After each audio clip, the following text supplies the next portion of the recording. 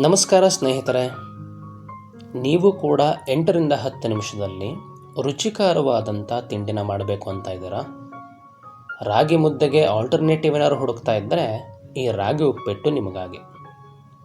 ರಾಗಿ ತರಿಯನ್ನು ಮೊದಲಿಗೆ 2ರಿಂದ 4 ನಿಮಿಷ ಹುರ್ಕೊಳ್ಬೇಕು.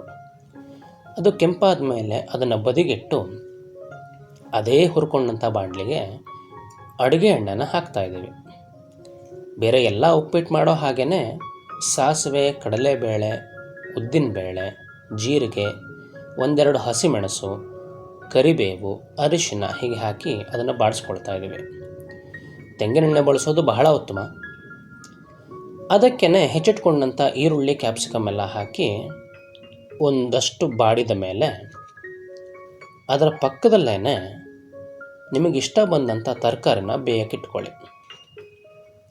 ನಾವು ಇಲ್ಲಿ ಕ್ಯಾರೆಟ್, ಆಲೂಗಡ್ಡೆ, ಹುರುಳಿಕಾಯಿ ಅಥವಾ ಬೀನ್ಸ್ ಅಂತ ಏನು ಕರಿತೀವಿ ಅದನ್ನೆಲ್ಲ ಬೇಯಿಸ್ಕೊಂಡಿದ್ದೇವೆ.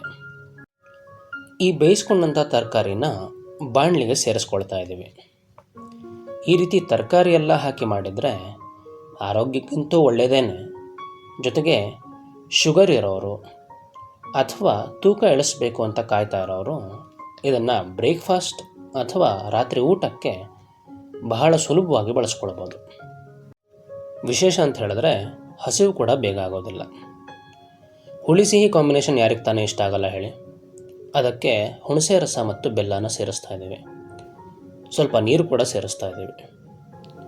ಕೊನೆಗೆ ಹುರ್ಕೊಂಡಂಥ ರಾಗಿನ ಸ್ವಲ್ಪವಾಗಿ ಗಂಟಾಗದ ಹಾಗೆ ಹಾಕ್ತಾ ಬರಬೇಕು. 1 ಕಪ್ ಹಿಟ್ಟಿಗೆ 2 ಕಪ್ನಷ್ಟು ನೀರನ್ನು ಅಳತೆ. ನೋಡಿದ್ರಲ್ಲ ಎಷ್ಟು ಅದ್ಭುತವಾಗಿ ಈ ಉಪ್ಪಿಟ್ಟು ರೆಡಿ ಆಯಿತು ಅಂತ. ಮಾಡಿ ನೋಡಿ, ಕಮೆಂಟ್ನಲ್ಲಿ ತಿಳಿಸಿ. ಧನ್ಯವಾದಗಳು.